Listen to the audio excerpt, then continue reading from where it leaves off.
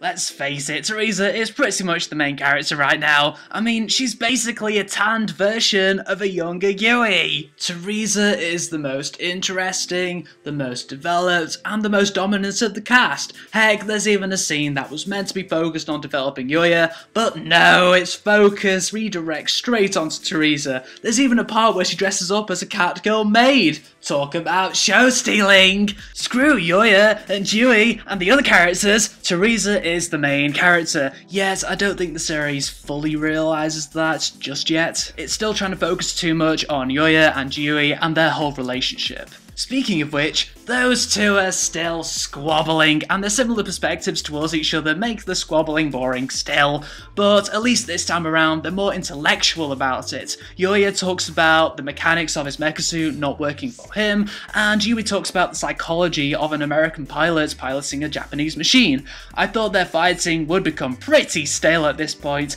so this change of direction is welcome. It goes a step further when the two inevitably fight for real in their mecha suits, which is great as it means Yui, apparently a main character, is finally doing something. Yui is finally showing off her badass mode and Yuya is showing off his badass mode. What an intense face-off. But again, their war remains intellectual throughout.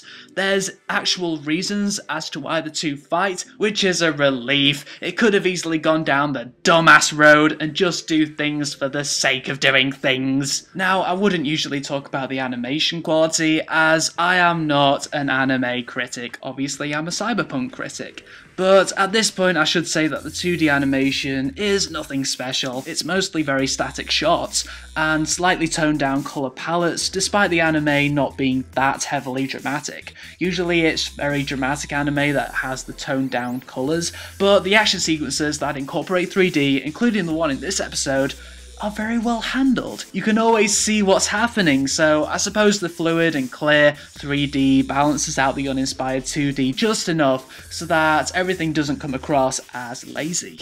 I hope that Yuya finally gets the hang of piloting a Japanese mech, as even though he is still struggling while the others aren't, at least if he gets a hang of it sooner or later, then when it finally comes down to kicking some beta ass, he will be just beast at it. At first, I thought those seemingly broken mech suits were just shit, but no, it's definitely the pilot not connecting with the machine that's causing the piloting problems. I also noticed that there's even more hints of horror with the odd image of blood once in a while, but for now, because it's still early days, I'll hold back my desires for this to return to being a mecha horror and see where they take Tarisa. She's currently more worth the screen time than the others, although I am still wondering about those Scarlet twins.